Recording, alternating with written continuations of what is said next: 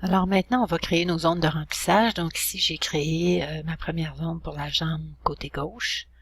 Je vais créer ici pour la jambe côté droit.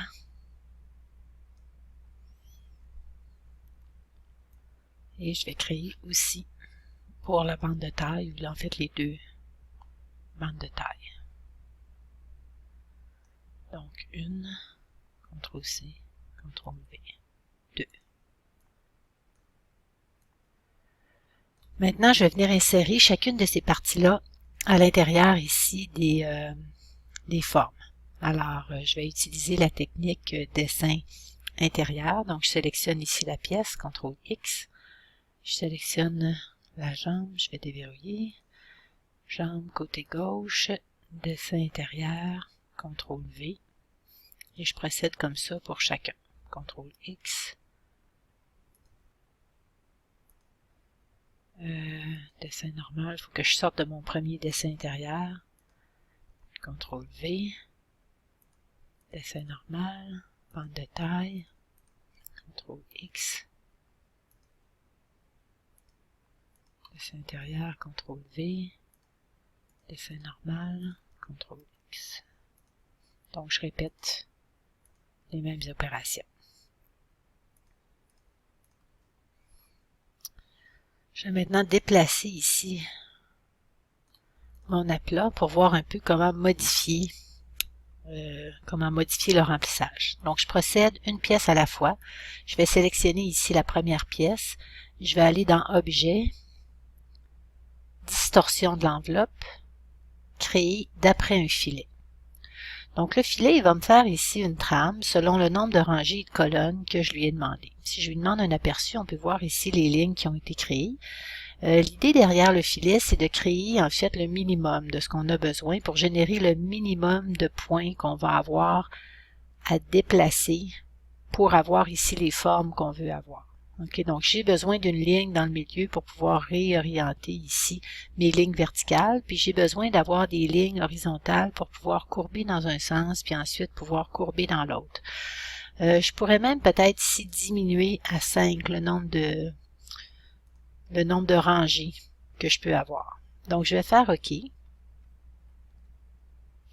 L'ordinateur a généré le nombre de points. Avec mon outil sélection de points, je peux aller maintenant modifier chacun de ces points-là pour faire suivre la trajectoire que je veux. Donc, je vais sélectionner ici le point qui est là. Je vais le déplacer vers la droite pour déplacer ici la ligne blanche que j'ai. Là, on peut voir que ma ligne, elle est plus large ici que là parce que, évidemment, j'ai pas déplacé ce point-là aussi en même temps. Donc, si je veux conserver mes lignes avec des largeurs qui sont à peu près identiques, il faut que je déplace les deux points ensemble.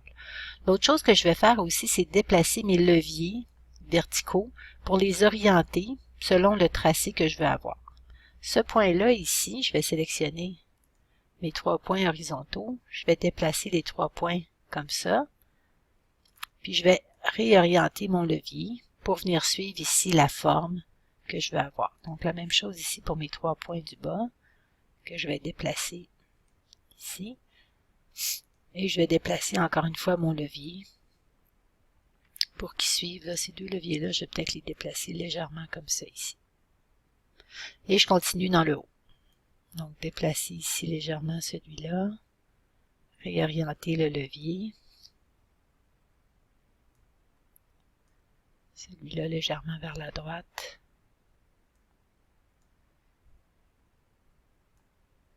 Et ici également légèrement vers la droite. Okay, donc je peux voir ici là, la forme de ma ligne verticale qui suit plutôt la forme de la jambe. Ici, je pourrais déplacer un peu ce point-là et peut-être déplacer un petit peu ce point-là en réorientant encore une fois les leviers. Donc, on sent là, que c'est une fonction qui est un petit peu lourde parce que le système ne réagit pas au quart de tour. Okay? Donc, ici, maintenant, horizontalement, je vais faire la même chose. Je vais venir courber ici cette portion-là. Donc, je vais déplacer mon point ici. Oups, CTRL-Z. Donc, déplacer ici mon levier pour avoir la forme courbe ici au niveau de l'ourlet.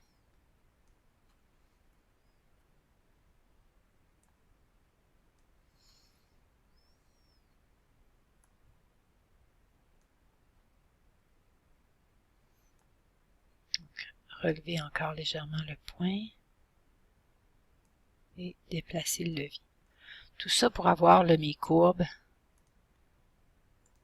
bien placées. Donc, il est possible de sélectionner plusieurs points pour les modifier en même temps, les déplacer en même temps. Par contre, les leviers, c'est un point à la fois.